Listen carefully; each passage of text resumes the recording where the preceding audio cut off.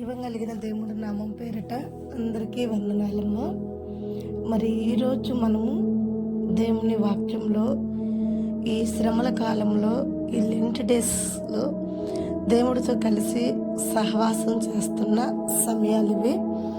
మనం మొదటి వాక్యము నుండి కూడా మనం చెప్పుకుంటూ వస్తున్నాము. ఈ వాక్యము శ్రమల్లో, ఇరుకులో, ఇబ్బందుల్లో, ఏ రోగంలో అయినా, ఏ తెగుళ్ళో అయినా, ఏ స్థితిలో అయినా, ఏ పరిస్థితులైనా ప్రతి ఒక్కళ్ళమి ఏదో ఒక స్థితిలో పడిపోయే ఉన్నాం. అయితే పడిపోయిన మనము పైకి ఎక్కుటకు ఈ వాక్యమే మనకి 40 మెట్లుగా ఒక లుచ్చనగా దేవుడు మనం పడిపోయిన లోయలోకి వేస్తున్న ఆశీర్వాదమని లుచ్చిన. అయితే ఈ లుచ్చిన ప్రతి ఒక్కరు కూడా ఎక్కాలి, ప్రతి ఒక్కరూ ఆశీర్వదింపబడాలి. దేవుడు ఎదుట మనందరము కూడా ఏ శ్రమల్లో పడిపోయి ఉన్నాము, ఆ శ్రమల్లో దేవుడు మన కొరకు సిద్ధపరిచిన ఈ 40 మెట్లని లుచ్చిన దేవుడు ఎదుట మనం దేవుడు సహాయం కోరుకుంటూ దేవుడిని వైపు చూస్తూ మనం ఎప్పుడైతే ఎక్కగలుగుతామో, ఎక్కినప్పుడు మనకున్న స్థితిని, మనకున్న పరిస్థితిని దేవుడు మార్చబోతున్నాడు. కనుక ప్రతి ఒక్కరు కూడా దేవుడికి దగ్గరగా ఉన్నాం. ఉపవాసము అని అంటే మనం అన్నము నీళ్లు మానుకుని దేవుడితో అన్నము నీళ్లు మానుకుని నేను ఉపవాసం ఉన్నానయ్య అని చెప్పుకున్నట కాదు, కానీ ఉపవాసం అనగా దేవుడికి దగ్గరగా ఉండుట అంటే మనం దేవుడికి సమీపంగా ఉండాలి. దేవుడికి మనం దూరంగా ఉన్నామనుకో సాతానికి దగ్గర అయిపోతాం. దేవుడు చెయ్యి విడిచి మనం ఒంటరిగా ఉన్నామంటే సాతాను వచ్చేస్తాడు మన వద్దకి. సాతాను వస్తే మనకి పాపాన్ని ప్రేరేపణ చేస్తాడు. దేవుడు ఆజ్ఞ అతిక్రమించేలా మనల్ని ప్రేరేపణ చేస్తాడు. సాతాను మన దగ్గరికి వస్తే మనం ఎదుర్కొనే సమస్యలు ఎలా ఉంటాయంటే దేవుడికి దూరం అయిపోయే స్థితిలో ఉంటాయి అన్నమాట. ఉదాహరణకి నేను ఒక మాట చెప్తా. ఆదాము ఒంటరిగా ఉన్నప్పుడే సాతాను రాగలిగాడు. ఆదాము ఒంటరిగా తన పని తను చేసుకుంటున్నప్పుడు తన భార్య సాతాను ప్రేరేపణ చేసిన పండుని తీసుకొచ్చి ఇచ్చింది. అదే ఆదాము దేవుడితో కలిసి ఉన్నప్పుడు అవ్వ పండుని తెచ్చి ఇవ్వలేకపోయింది. ఎందుకంటే ఇక్కడ మనం చూస్తే అవ్వ కూడా ఒంటరిగా తిరుగుతుంది పోయి తోటలు. ఆదాము దగ్గర ఉన్నట్టుకుంటే అవ్వ కూడా సాతాను ప్రేరేపణకు లోపడేది కాదు. ఇక్కడ మనం చూసినట్టుకుంటే ఆదాము దేవుడికి దూరంగా ఉన్నాడు. ఆ సమయంలో అవ్వ ఆదాముకు దూరంగా ఉంది. ఆ సమయాన్ని సాతాను చూశాడు. సాతాను వదిలిపెడతాడా? వాడు మొదలకే కందిరేగ వలె మన చుట్టూ తిరుగుతుంటాడు. ఎప్పుడు మనల్ని పడేయాలి, ఏ స్థితిలో మనల్ని పడేయాలి, శ్రమల్లో, పాపంలో, రోగాల్లో, అప్పుల్లో, ఇబ్బందుల్లో మనల్ని పడేసేంత వరకు కూడా సాతాను నిద్రపోడు. సాతానుకున్న ఆలోచన ఏంటి అని మనం చెప్తే మనం పడిపోవాలి. పడిపోయిన స్థితిలో మనము అల్లాడిపోతూ కన్నీరు కారుస్తుంటే వాడికి చాలా సంతోషంగా ఉంటుంది. కనుక మనం ఈరోజు తెలుసుకునే విషయం ఏంటంటే దేవునికి దూరంగా ఉండద్దు. దేవుడికి దగ్గరగా ఉంటే నిజమైన ఉపవాసం. దేవుడికి దగ్గరగా ఉందాం. ఈ 40 రోజులు మనం ఎంత దేవుడికి దగ్గరగా ఉండి ఎంత మనం ప్రార్థిస్తామో. ఉదాహరణకి మరొక మాట, మోషే. ఇప్పుడు ఆదాము గారిని మనం చూసుకుంటే ఆదాము గారు దేవుడికి కొంచెం దూరంగా ఉండబట్టి, ఆ సమయంలో దేవుడు లేకపోబట్టి అవ్వబోయి సాతానికి దగ్గరగా ఉండి భర్తను విడిచిపెట్టి భర్త పనికాడు ఉండొచ్చు, భర్తతో సహవాసంగా ఉండొచ్చు. కానీ అవ్వబోయి తోటలో తిరుగుతూ సాతానికి దగ్గరయ్యి సాతాను ప్రేరేపణ బట్టి ఒంటరిగా ఉన్న ఆదాము కాడికి వచ్చి ఆ పొండిచ్చి అంతా దేవుడి వద్ద నుండి దూరం అయిపోయే స్థితులు తీసుకొచ్చుకుని వేదైన తోటలో చక్కగా ఫలిస్తున్న వారి జీవితాల్ని సాతాను భయంకరమైన బయటికి నెట్టివేసి భయంకరమైన స్థితిలో వాళ్ళని పడేసింది. అయితే వాళ్ళని చూసిన మనము దేవుడికి దగ్గరగా ఉన్నవారు ఎలా దీవించబడతారో కూడా మీకు నేను చెప్తాను. మోషేను మనం చూసినట్టుకుంటే 40 రాత్రులు 40 పగళ్ళు దేవుడికి సమీపంగా ఉండి దేవుడితో ఉన్నప్పుడు మోషే ఆ పర్వతం మీద ఒక లైట్ లేదు, ఒక ఎలుగు లేదు, ఒక ఆహారం లేదు, అటోళ్ళు ఇటోళ్ళు కాపాడగలిగిన వాళ్ళ మనసులు ఎవ్వరు లేరు. భయంకరమైన ఇసప పురుగులు, భయంకరమైన తోడేళ్ళు, పులులు. అలాంటి సమయంలో కూడా మోషే 40 రాత్రులు 40 పగళ్ళు ఒక్కడే ఉన్నప్పుడు అయితే ఒంటరిగా లేడు. అందరూ అనుకుంటున్నారు మోషే ఒక్కడే పైన ఉన్నాడని. అతడు దేవుడితో ఉన్నాడని వాక్యం అంటుంది. మోషే దేవుడితో ఉన్నాడు కాబట్టి ఏ సర్పము మోషే వద్దకు రాలేకపోయింది. ఏ తేలు, ఏ పాము, ఏ దెయ్యాలు, ఏ భూతాలు, ఏ సింహాలు ఏ కూడా మోషేని ఏమి చేయలేకపోయినాయి. మోషే వద్దకు రాలేకపోయినాయి. నేను ఎందుకు రాలేకపోయినాయి అంటే, ఎందుకు ఆదాము అవ్వల వద్దకు వచ్చింది అంటే, ఒక్కటి వాళ్ళు దేవుడికి దూరంగా ఉన్నారు, రెండోది మోషే దేవుడికి సమీపంగా ఉన్నాడు. ఈరోజు నేను చెప్తున్నాను, మనకి శ్రమలు వస్తున్నాయి, కష్టాలు వస్తున్నాయి, బాధలు వస్తున్నాయి, కొందరు దీవించబడుతున్నారు, సంతోషంగా ఉంటున్నారంటే వాళ్ళకి శ్రమలు వస్తాయి, వాళ్ళకి కష్టాలు వస్తాయి. అయినా సరే వాళ్ళు దేవుడికి సమీపంగా ఉంటున్నారు కాబట్టి వాళ్ళు వాటిని జయిస్తున్నారు. అవి కూడా వాళ్ళని ఏ అపాయం చేయట్లేదు. కానీ మనం దేవుడికి దూరంగా ఉన్నప్పుడు మన స్థితిగతులు ఎలా ఉంటాయి ఒకసారి ఆలోచించండి. మనకు దేవుడికి దూరంగా ఉండి మనము సాధించగలిగేది ఏమి లేదు. దేవుడికి సమీపంగా ఉంటే శ్రమ వచ్చిద్ది, కష్టం వచ్చిద్ది, కరువు వచ్చిద్ది, ఇరుకు వచ్చిద్ది, ఇబ్బంది వచ్చిద్ది. రాదని నేను అన్ను. దేవుడికి దగ్గరగా ఉన్నా ఇవన్నీ వస్తాయి. అయితే వీటన్నిటిలో కూడా నువ్వు పడిపోకుండా దేవుడు నీకు తోడుగా, దేవుడు నీకు రక్షణగా ఉంటాడు. దేవుడితో నువ్వుంటే మోషేకి దేవుడు తోడే ఉన్నట్టు. లేదు దేవుడికి నువ్వు దూరంగా ఉండి లోకానికి నువ్వు దగ్గర అవ్వాలి అనుకుంటే ఆదాము అవ్వలు ఎలా దేవుడికి దూరం అయిపోయి దేవుడి వద్ద నుండి నెట్టివేయబడ్డారో అలా మనం నెట్టివేయబడతాం. కాబట్టి ఆ స్థితిలో మనం ఉండొద్దు. మోషే స్థితిలో ఉంటే ఆశీర్వాదకరమైన జీవితం. మోషేలాగా దేవుడికి సమీపంగా ఉంటే దేవుడు తోడు, దేవుడు సపోర్ట్. ఎలాంటి శ్రమలైనా, ఎలాంటి శత్రువులైనా, ఎలాంటి ఇసపు పురుగులైనా, ఎలాంటి గాఢంధకార చీకట్లైనా దేవుడే మనకు ఒక వెలుగై, దేవుడే మనకు ఒక కొండ, ఆయనే మనకు ఒక కోటై మనల్ని ఆయన రెక్కల నేడి చాటున భద్రపరుస్తాడు. కనుక ప్రియమైన బిడ్డలారా, ఏ స్థితిలో మీరు పడిపోయారో, ఏ పరిస్థితిలో మీరు పడిపోయారో దయచేసి ఒక్కసారి జ్ఞాపకం చేసుకుంటే మారాని మధురంగా మార్చిన దేవుడు మన జీవితాలు కూడా ఈ 2025 సంవత్సరంలో దేవుడు మార్చబోతున్నాడు. 2026లో మనం ఉన్నతమైన స్థానంలో నిలబడబోతున్నాం. ఈ సంవత్సరం అంతా ఏ అపాయం రాకుండా దేవుడు మనల్ని కాపాడుతాడు. ఇప్పటి వరకు 15 మెట్లు ఎక్కాం మనం. ఈరోజు 16 మెట్టు. 16 మెట్టు ఏంటి అని మనం అంటే, దేవుడికి దూరం అవుట కాదు, దేవుడికి దగ్గర అవుట. ఒకవేళ దేవుడికి దూరం అయ్యే స్థితులు, పరిస్థితులు నీలో ఉంటే వాటిని విడిచిపెట్టి మారు మనసు పొంది దేవుడికి సమీపంగా వస్తే మోషేకి దేవుడు తోడైనట్టు ఉంటాడు. వాటిని విడిచిపెట్టకుండా లోకమే కావాలి అనుకుంటే ఆదాము అవ్వలు దేవుడి నుంచి దూరం అయినట్టు మనం కూడా దేవుడి నుంచి దూరం అవుతాం. ఈరోజు మనం చెప్పుకునే వాక్యం కొరకు మనందరం కూడా ప్రార్థన చేసుకుందాం. ఈ 15 మెట్లు ఎక్కించిన దేవుడికి కృతజ్ఞతలు చెప్పి మనం వాక్యంలోకి వెళ్దాం. జీవం కలిగిన దేవ, జీవాధిపతి, నీకే స్తోత్రం. మా రాజా, మా రక్షకుడా, నీకు వందనాలు.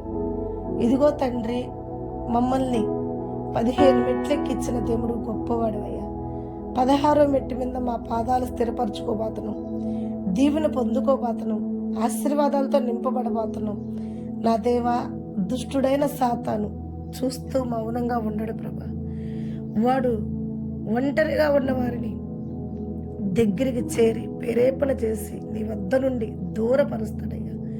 కనుక మేము ఒంటరిగా ఉండకుండా నీతో కలిసి ఉండుటకు, మోషే వలె నీతో ముఖాముఖిగా ఉండుటకు నీ కృప, నీ కనికరం, నీ కటాక్షం మా పైన చూపించండి.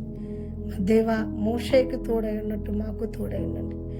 మా తండ్రి 15 మెట్లు మమ్మల్ని ఎలా ఎక్కించారో ఈ 16 మెట్లో కూడా దుష్టుడు మమ్మల్ని ఎక్కడ పడేయకుండా అయ్యా నీ దచ్చన హస్తంతో మమ్మల్ని పట్టుకుని పడిపోయిన స్థితిలో నుండి మమ్మల్ని పైకి ఎక్కించమని, మా పాదాలు స్థిరపరచమని, మరలా జిగట కలిగిన దొంగ భూమిలో మేము పడకుండా క్రీస్తు అనే బండ మీద మా పాదాలు స్థిరపరచమని అయ్యా, ఇదిగో ఈ సమయాన్ని నీకే అప్పచెబుతూ సమస్త వాతావరణాన్ని నీ చేతులకు అప్పచెబుతూ యేసు నామములో ప్రార్థించడానికి వేడుకుంటున్నాను తండ్రి, ఆమేన్. ప్రభు నామం పేరట ఈ వాక్యం వింటున్న ప్రతి ఒక్కరికి కూడా వందనాలు చెల్లిస్తున్నాము. మా ఛానల్ని సబ్స్క్రైబ్ చేసుకుని మేము పెట్టే ప్రతి వీడియోని లైక్ చేస్తూ అనేకరికి షేర్ చేస్తున్న ప్రతి ఒక్కరి కొరకు కూడా మేము మనసు పూర్వంగా మీ కొరకు, మీ కుటుంబాల కొరకు ప్రార్థిస్తున్నాము. ప్రతి కుటుంబాలు కూడా దేవుడి సన్నిధిలో ఆశీర్వాదంగా ఉండాలని, క్రీస్తు మహిమలో మీ ప్రతి అవసరం తీర్చబడాలని మీ కొరకు దినమెల్లా మేము ప్రార్థిస్తూ ప్రభువుని వేడుకుంటున్నాం. మరి మా కొరకు, మా యొక్క బేతేల్ ప్రార్థన మినిస్ట్రీ కొరకు, అంతేకాకుండా బేతేల్ మినిస్ట్రీ ఇన్స్టాలో మా ఒక్క ఫాలోవర్స్ కొరకు, మా వాక్యాలు అనేకరు కూడా వినాలని మా కొరకు ప్రార్థించని, ఇన్స్టా కొరకు, యూట్యూబ్ ఛానల్ కొరకు ప్రార్థిస్తారని ప్రభు పేరిట మీ అందరిని కూడా వేడుకుంటున్నాం. సంఘ బిడ్డల్ని, స్పాన్సర్ చేస్తున్న ప్రతి ఒక్క బిడ్డల్ని, దేవుడు పని కొరకు సహాయం చేస్తున్న ప్రతి కుటుంబాల కొరకు కూడా మీ అందరూ మీ అనుదిన ప్రార్థనలో మా అంశాలు కూడా జ్ఞాపకం చేసుకోవాలని కోరుకుంటున్నాం. తప్పకుండా మీరు మా కొరకు ప్రార్థించేవారిగా, మేము మీ కొరకు ప్రార్థించేవారిగా క్రీస్తులో మన ఇరుగురుము కూడా ఏక ఆత్మ కలిగి జీవిద్దాం. మరి ఈరోజు దేవుడు మనకిస్తున్న వాక్యాలు, ఈరోజు 16 మెట్టు మనం ఎక్కుతున్నాం. ఈ 16 మెట్లో ఎవరి గురించి మనం తెలుసుకోబోతున్నాం, ఏమి దేవుడు మనకు బయలుపరచబోతున్నాడు, ఈ మెట్టు మనకి ఉపయోగపడిద్దా లేదా అంటే ఖచ్చితంగా దేవుడు వేసిన 40 మెట్లు మనకు ఉపయోగపడే మెట్లు. ఏ ఒక్క మెట్టు కూడా మనం మిస్ అవ్వకూడదు. ఏ మెట్టు మనం మిస్ అయినా దుష్టుడి చేతిలో పోయి పడిపోతాం, అపవాది పట్టేసుకుంటాడు. వాడికి కొంచెం అవకాశం చిక్కితే చాలు, ఆ కొంచెంనే ఆ గోరంతనే గొడ్లంత చేసేస్తాడు.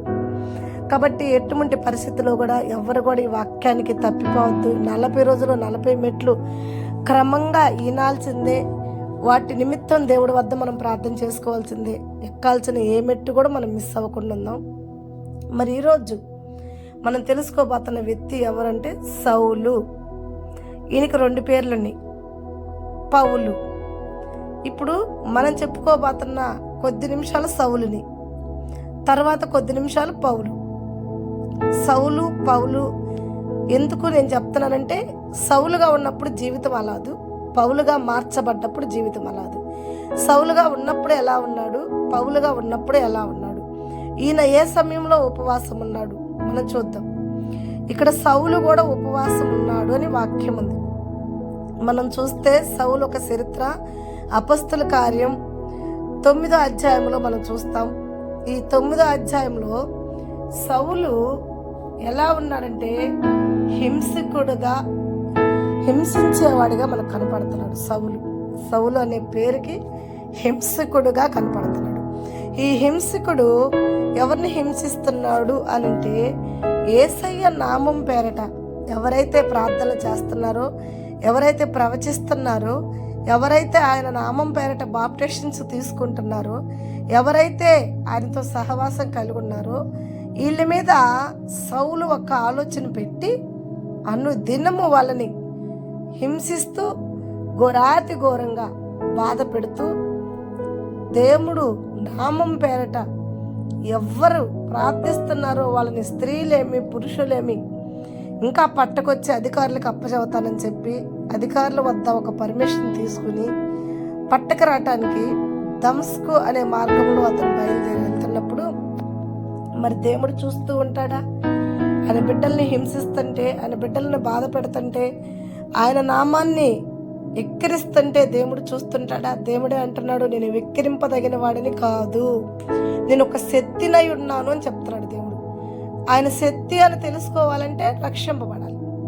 ఆయనే చెప్తున్నాడు, రక్షింపబడిన వాడికి నేను ఒక శక్తినై ఉన్నా, నశించేవాడికి ఒక వెర్రివాడినై ఉన్నాను అన్నాడు. ఇప్పుడు సౌలు నశించే స్థానంలో ఉన్నాడు కాబట్టి సౌలుకి దేవుడి బిడ్డలు ఎలా ఉన్నారంటే ఎర్రివారిగా కనపడుతున్నారు.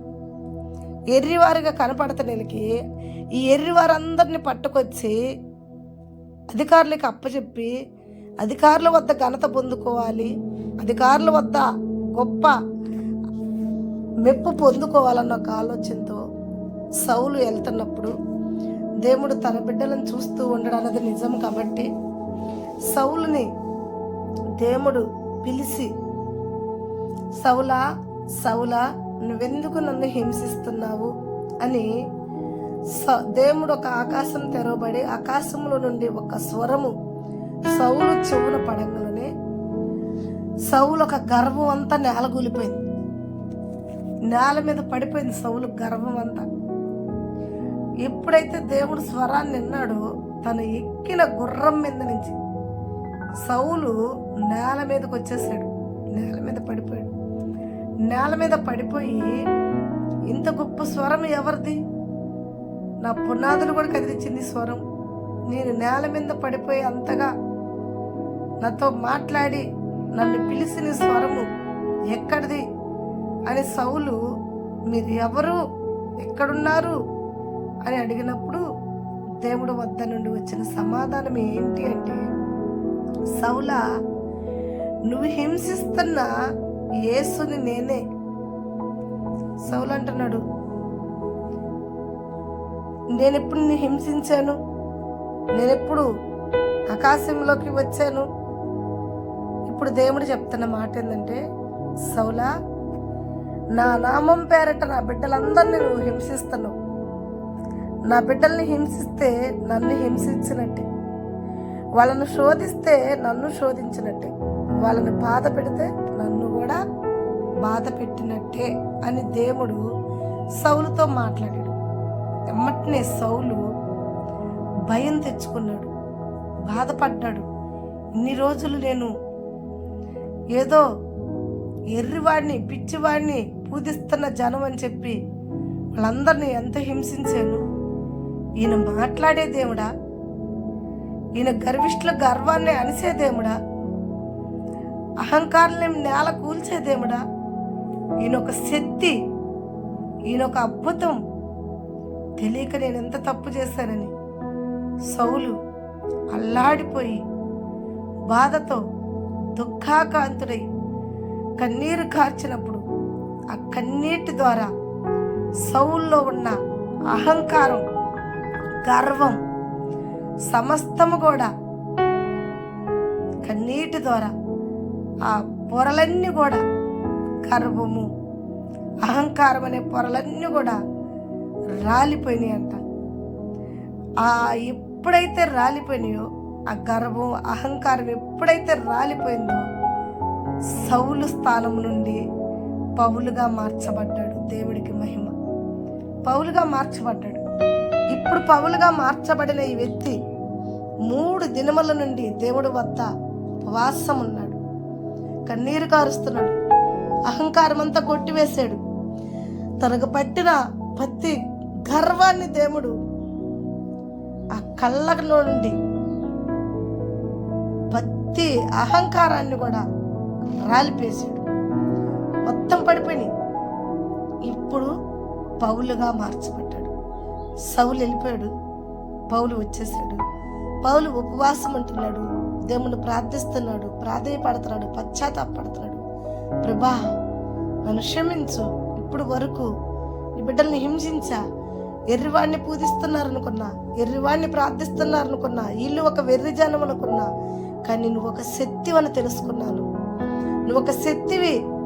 ఎవరినైతే హింసించానో, ఏ నామాన్ని ప్రకటించొద్దని ఆజ్ఞాపించాను, ఆ నామాన్ని నేను ప్రకటిస్తా, ఆ హింసల్ని నేను భరాయిస్తా అని చెప్పి దేవుడి వద్ద తను తగ్గించుకుని ఉపవాసం ఉండి తను ప్రార్థించినప్పుడు దేవాతి దేవుడు సౌలు ఒక్క జీవితాన్ని తీసివేసి పౌలుగా మార్చబడిన ఈ పౌలును చూసి దేవుడు ఎమ్మటనే ఒక ప్రవర్తతో, అననీయ అనే ఒక ప్రవర్తతో మాట్లాడి చెప్తున్నాడు, పౌలు ఉన్నాడు, పోయి అతనికి ప్రార్థన చేసి అతను 3 దినముల నుండి ఏమి తినక ఆ నేల మీద పడిపోయి ఉన్నాడు. అతనిని లేపి అతనికి ఆహారం పెట్టి నా నామం పేరిట బాప్టిస్ట్ ఇచ్చి అతన్ని జీవం కలిగిన దేవుడు వాక్యంలోకి నడిపించు, అతని నింద చేతులు పెట్టి అతని కొరకు ప్రార్థించమని చెప్పినప్పుడు ఆ వ్యక్తి అంటున్నాడు, అయ్యో యేసయ్యా, నువ్వెవరి గురించి చెప్తున్నావో నీకు తెలుసా? ఓ ప్రభువా, ఈ నా పౌలు కాదు, సౌలు. ఈ సౌలు హింసకుడు, దూషకుడు, అనేకరిని హింసించాడు, దూషించాడు. అంటే ఇప్పుడు దేవుడు అన్నాడు, సౌలు లేడు అతనిలో నుండి, అతని కళ్ళల్లో నుండి పొరలన్నీ రాలిపోయినట్టు సౌలు అనే పదవి కూడా రాలిపోయింది. ఇప్పుడు పౌలుగా మార్చబడుతున్నాడు అతను. పౌలు అనే అతనికి పేరు పెట్టాలి. పౌలు అనే పేరుకి అర్థం ఏంటంటే నా కొరకు పోరాడేవాడు, నా కొరకు ప్రయాసపడేవాడు. సౌలు హింసకుడు, దూషకుడు పోయాడు, ఇప్పుడు పోరాడబోతున్నవాడు వస్తున్నాడు. నా నామము నిమిత్తము ఎందరినైతే హింసిస్తాడో ఇప్పుడు నా నామము నిమిత్తము హింస పడటానికి వస్తున్నాడు, నశించే వారిని వెతికి రక్షించుట కొరకు వస్తున్నాడు అని దేవుడు పౌలు ఒక సాక్ష్యాన్ని అననీయకు చెప్పి, అననీయ పోయి 3 దినముల ఉపవాసం ఉంటున్న సౌలు వద్దకు వెళ్ళి అతన్ని తీసుకొచ్చి పౌలుగా మార్చి అతని మీద చేతులు పెట్టి ప్రార్థించి దేవుడు సువార్తలోకి నడిపిస్తే మార్చబడిన పౌలు జీవితం ఎలా ఉందంటే, సౌలుగా ఉన్నప్పుడు హింసకుడు, దూషకుడు అని పేరు పెట్టారు. ఆ నామం పేరట ఎవరన్నా ప్రవచిస్తే వాళ్ళని చంపేస్తానన్న సౌలు ఇప్పుడు పౌలుగా మార్చబడ్డాక సాక్ష్యం ఏంటో తెలుసా? బతుకుట క్రీస్తే, సావైతే నాకు లాభమే. బతుకుట యేసయ్య కొరకు, అది నాకు మేలు. నేను చనిపోతే నా తండ్రి వద్దకు వెళ్తా, అది నాకు లాభం. చూడండి, ఒకప్పుడేమో ఆ నామం పేరట ప్రార్థిస్తే హింసించాడు, దూషించాడు. ఇప్పుడేమంటున్నాడంటే ఆ నామం కొరకు బతుకుట మేలు అంటున్నాడు, సావైతే లాభం అంటున్నాడు. ఇంత గొప్పగా తన జీవితాన్ని మార్చుకున్నాడు తండ్రి స్వరమిని. అతను ఉపవాసం ద్వారా మనం నేర్చుకోవాల్సిన మాటలు ఏంటి? ఈ మెట్టి ఏందనంటే, అనుదినము వాక్యం నీ వద్దకు వస్తుంది. అనుదినము వాక్యంతో దేవుడు నీతో మాట్లాడుతూనే ఉంటాడు. ప్రతి క్షణము దేవుడు స్వరాన్ని నువ్వు వింటుంటావు. అయితే సౌలు వలె ఉన్నావా నువ్వు? ఇంకా పౌలుగా మారవా? మార్చబడితే నీ స్థితిగతులు సౌలుగా ఉన్నప్పుడు అధికారుల వద్ద జీతగాడిగా ఉన్నాడు, కానీ ఇప్పుడు పౌలుగా మార్చబడ్డాక జీవం కలిగిన దేవుడి వద్ద పనివాడిగా ఉన్నాడు. నువ్వు ఎలా ఉండాలనుకుంటున్నా? సాతానుకు బానిసగా ఉండాలనుకుంటున్నావా? దేవుని కుమారుడికి బిడ్డగా ఉండాలనుకుంటున్నావా? మారు మనసు పొందాలని ఈ వాక్యం సెలవిస్తుంది. మారు మనసు పొందినప్పుడు దేవుడు మరలా మనల్ని పేరు పెట్టి నిలబెడతాడు. మన స్థితిగతులు మార్చగలిగిన దేవుడు, ఆయన సన్నిధిలో మనం నిత్యం ఫలించే కొమ్మగా ఉంచే దేవుడు.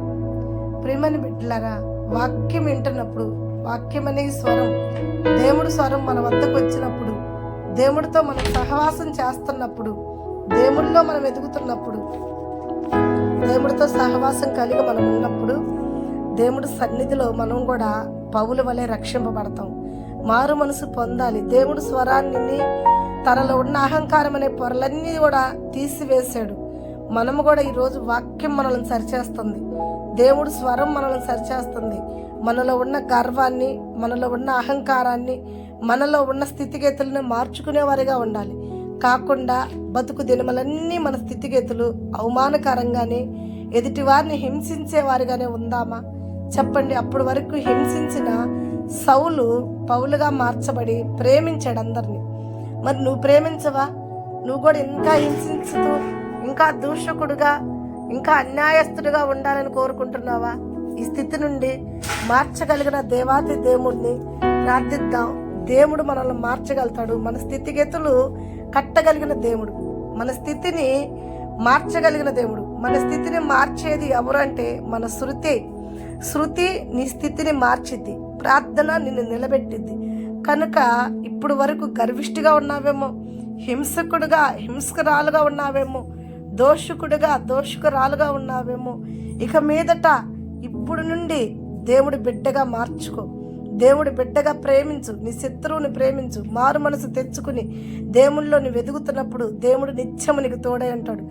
సౌలు పౌలుగా మార్చబడ్డాక ఎంత ఘనత వచ్చిందో, ఎంత ఆశీర్వాదాలు పొందుకున్నాడంటే అపొస్తలులు 12 మంది కన్నా కానీ సౌలు పౌలుగా మార్చబడిన ఈ పౌలు అపొస్తలులు 12 మంది కన్నా కానీ ఎక్కువ ఘనత పొందుకున్నాడు, ఎక్కువ ఆశీర్వాదం పొందుకున్నాడు, ఎక్కువ ఉన్నతమైన పేరు సంపాదించుకున్నాడు. అలాగే నువ్వు కూడా ఉన్నతమైన స్థితిలో, ఉన్నతమైన ఘనతలో, ఉన్నతమైన పేరులో నిలబెట్టుకోవాలంటే నీ స్థితిగతులు మార్చుకుని దేవుడితో కలిసి సహవాసం చేసి దేవుడు స్వరానికి భయపడి, దేవుడు అంటే నా అందు భయభక్తులు కలిగిన వారి చుట్టూ నేను ఉంటా, వారిని నేను దీవిస్తానని. కాబట్టి దేవుడు అందు భయభక్తులు కలిగి జీవిస్తే మనం కూడా సౌలు స్థానంలో నుండి పౌలుగా మార్చబడతాం, ఆశీర్వాదాలతో నింపబడతాం. మనము మన ఒక కలిగిన సమస్తాన్ని, మన కుటుంబాల్ని దేవుడు తన రెక్కల నీడలో మనల్ని భద్రపరుస్తాడు. ఈ వాక్యం మీకు నచ్చినట్టుకుంటే అనేకరికి దీన్ని షేర్ చేయండి, మా ఛానల్ సబ్స్క్రైబ్ చేసుకోండి. ప్రతి ఒక్కరు కూడా ఈ వాక్యాన్ని మీరందరూ కూడా ఈ వాక్యానికి లైక్ చేయండి. దేవుడు మిమ్మల్ని, మీ కుటుంబాలను దీవించును గాక. God bless you. చిన్న ప్రార్థన చేసుకుందాం. ప్రేమ కనికరం కలిగిన మా దేవ, మా స్తుతులకు పాత్రుడైన తండ్రి, ఇప్పుడు వరకు మాతో మాట్లాడారు ప్రభా. నిజమే ప్రభా, సౌలు జీవితం పౌలుగా మార్చినాక ఎంతో ఘనత వచ్చింది ప్రభా. అయ్యా, ముందున్న అపొస్తలుల కన్నా వెనకొచ్చిన పౌలే ఎంతో ఘనత పొందుకున్నాడు. అలాగే నా తండ్రి, మా స్థితిగతులు మార్చుకుని మేము కూడా సౌలు స్థానంలో నుండి పౌలు స్థానంలోకి వచ్చుటకు నీ కృప, నీ కనికరం మాకు చూపించి నీ రాజ్యంలో మమ్మల్ని కూడా ఉన్నతమైన స్థానంలో నిలబెట్టమని, అయ్యా వాక్యం వింటున్న ప్రతి బిడ్డలను దీవించమని, ఆశీర్వదించమని, అనేకరి కొరకు ఈ బిడ్డలు ప్రయాసపడి వాక్యాన్ని పంపిస్తుండగా ఈ వాక్యాన్ని దుష్టుడు ఎక్కడ దొంగిలించకుండా, అయ్యా ముఖ్యంగా అవ్వ ఆదాముల వలె నీకు దూరం అవ్వకుండా మోషే వల్ల నీకు దగ్గరయ్యే బిడ్డలుగా ఉంచమని యేసు ఉన్నతమైన నామంలో ప్రార్థించి అడిగి వేడుకుంటున్నాం తండ్రి. ఆమేన్. God bless you.